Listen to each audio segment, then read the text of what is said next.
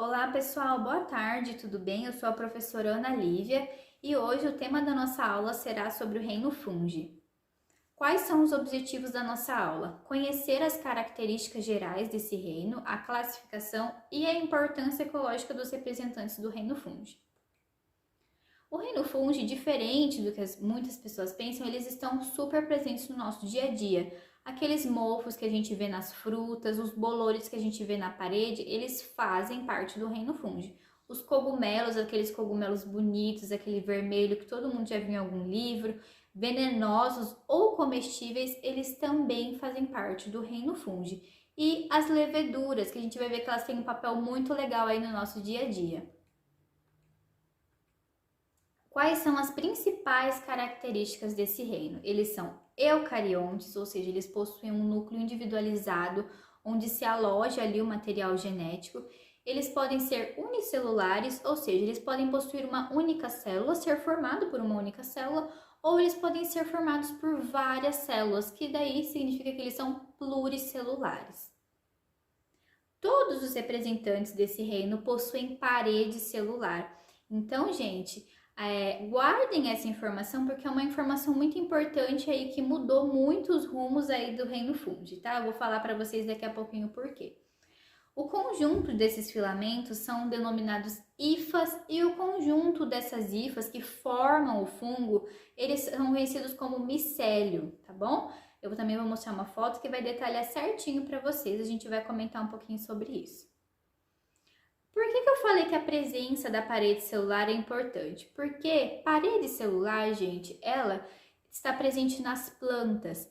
E antes os fungos eram classificados como plantas, mas hoje em dia nós sabemos que eles não são plantas. Por quê? O que fez eles serem retirados do grupo das plantas e serem formado um reino só para eles?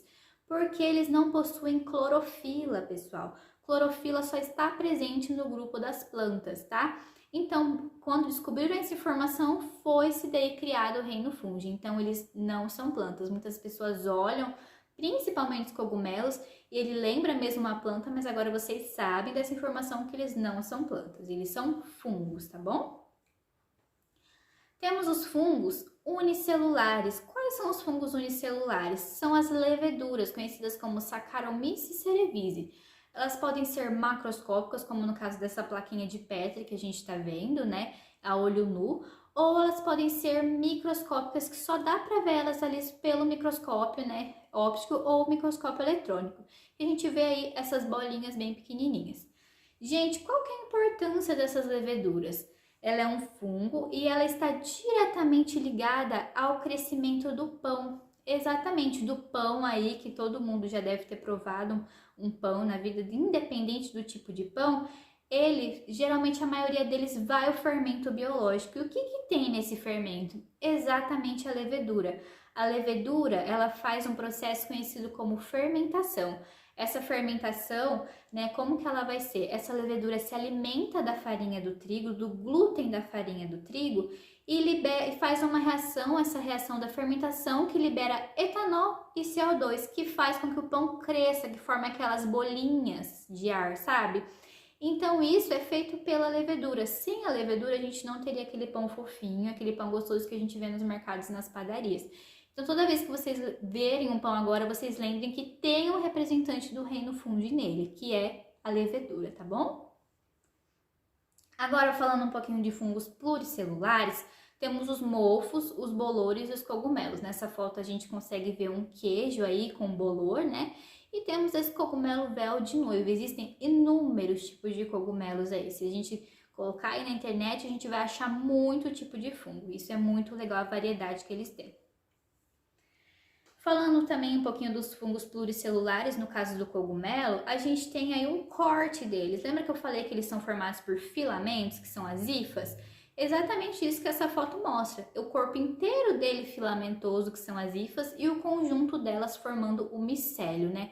Temos essa parte de baixo aí, que fica embaixo da terra, conhecido como micélio vegetativo, e essa parte de cima é a parte do micélio reprodutivo, tá bom? E toda essa estrutura visível em forma de chapéu que a gente vê do cogumelo, ela é conhecida como corpo de frutificação. Então, quando você olhar um cogumelo, você encontrar um, você vai saber que o que você está olhando ali é o corpo de frutificação, tá bom? Qual que é o habitat dos fungos, né? Eles podem viver no ambiente terrestre, como no caso dos cogumelos, ou eles podem viver no ambiente rico em matéria orgânica. O que é matéria orgânica? Matéria em decomposição, aquela fruta apodrecendo, algum organismo, algum animal que a gente vê ali, o bolor, geralmente, que são fungos, é um ambiente rico em matéria orgânica, um ambiente ótimo para esse fungo se reproduzir, tá bom? E, gente, ambientes quentes, úmidos e sombreados. Qual que é esse ambiente? Qual é a primeira coisa que vem na minha cabeça? O nosso banheiro. Geralmente o nosso banheiro, né, que é quentinho, é úmido e geralmente é sombreado, ele fica com aquele mofo ali na parede. E eles são fungos, então é importante a gente sempre fazer a limpeza. Então, toda vez que você vê um mofo ali na parede do seu banheiro, saiba que esse é o habitat dele perfeito para ele se instalar e se reproduzir. E que você tá ali de cara a cara com o fungo, tá bom? Um representante do reino fungi. Tipos de vida, pessoal. Quais são os tipos de vida? Eles podem ser de vida livre, conhecido como saprófagos. Saprófagos significa decompositor de matéria orgânica, que eles decompõem a matéria orgânica. No caso do bolor aí que a gente está vendo nesse morango. Parasitas, eles podem parasitar algo. No caso aqui temos as micoses fúngicas aí na foto parasitando a nossa pele. Então aquela micose que geralmente está no pé, chatinha de tratar, né, que é bastante estudada pela medicina, é causada por um fungo. E eles podem ser mutualísticos, né, no caso das micorrizas, né, que é uma associação do fungo com a raiz que favorece ambos, né, na absorção de nutrientes. E nós temos líquens, que é uma junção de alga ou cianobactérias com o fungo aí que a gente vê na casca das árvores, como na foto, tá bom?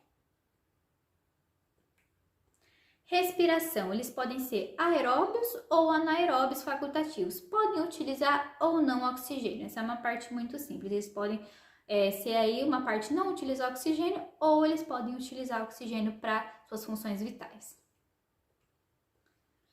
A nutrição, gente, são heterótrofos, eles podem absorver também a substância do solo, né? Significa que eles não produzem o próprio alimento, tá? Ser heterótrofo.